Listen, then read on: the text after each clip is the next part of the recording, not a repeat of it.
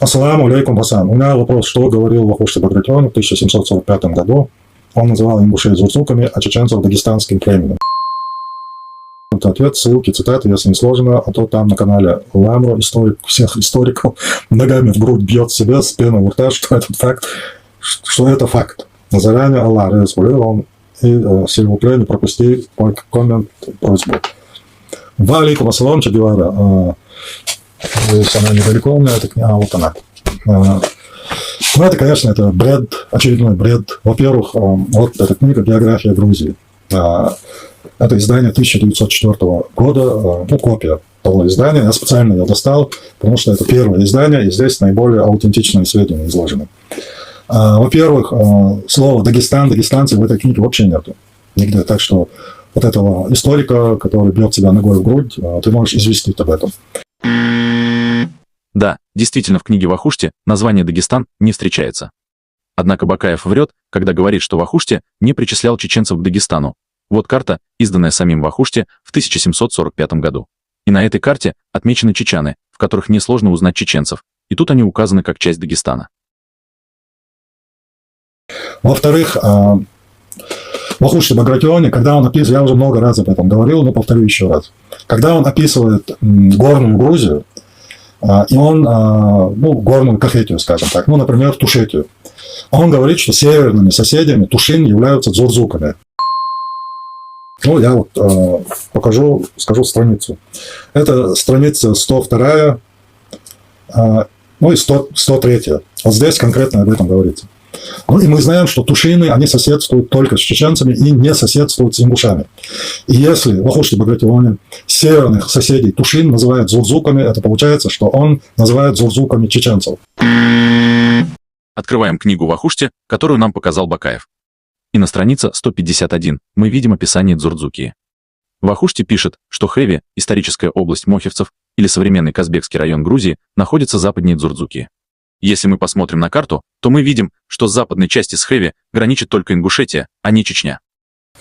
У него есть еще, ну, вот эти у меня отмеченные страницы, места, где он называет опять и опять чеченцев дзурзуками, и в одном месте он их называет кистинцами. Кистети, по словам Вахушти, находится к востоку от Хэви, где опять-таки находится только Ингушетия. Вахушти также уточняет, что Кистинская и Дзурдзукская речка впадает в реку Терек или Ламеки, как ее называют грузины, с восточной стороны.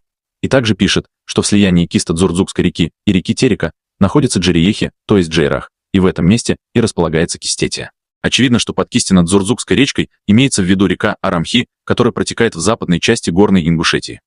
О каких чеченцах говорит Бакаев, если сам Вахушти располагает кистов к востоку от Терека и пишет, что Джейрах находится в их землях? Это также подтверждается и картой Вахушти. Здесь мы видим, что и кисты, и дзурдзуки живут к востоку от Дарьяльского ущелья или Хэви, там, где сегодня находится исключительно горная Ингушетия. Вот фрагмент уже другой карты Вахушти, изданной в 1742 году. На этой карте более наглядно и детально показано, что кисты и дзурдзуки располагаются исключительно на территории горной Ингушетии. Вот еще одна карта 1788 года, где видно, что дзурдзуки живут к востоку от реки Терека вдоль реки Арамхи. Также Вахушти пишет о глигвах и пишет, что они находятся восточнее кистов и дзурдзуков, и что дзурдзуки, кисты и глигвы – это один народ, одна страна, обобщенно называемая Дзурдзукетией. В начале видео Бакаев говорил, что дзурдзуки были северными соседями Тушин, и он тут не соврал, Вахушти об этом действительно пишет. Тут у вас может возникнуть вопрос: к северу от Тушин сегодня находится только Чечня, а не Ингушетия, значит Бакаев прав, и Вахушти называл чеченцев дзурдзуками. Конечно же нет, ведь так было не всегда. Немецкий путешественник и полиглот Иоганн Гильденштёд в своем описании Кавказа и Грузии, где он в перечне ингушских или кистинских округов и селений упомянул в том числе такие округа, как Ака, Тёрлый, Майстый, Нашха и прочие общества, жившие вплоть до Аргуна, и которые как раз располагаются к северу от Тушин. И также уточняет, что прочие общества, не упомянутые в этом списке, составляют другую партию, настроенной против этой, и обычно называемой чеченской. Эта картина резко начала меняться в середине XIX века, в ходе активного переселения на плоскость восточных ингушских обществ, проживавших вдоль реки Аргун, и их последующей ассимиляции чеченцами. То есть, земли, находящиеся к северу от Тушетии, в прошлом были населены ингушами, которых Вахушти называл дзурдзуками. Что подтверждается его картой, где зеленым цветом он обозначил Дзурдзукетию. Вахушти также в своей книге упомянул чеченцев, Но он нигде, ни в одном месте не упомянул, что они имеют хоть какое-то отношение к дзурдзукам.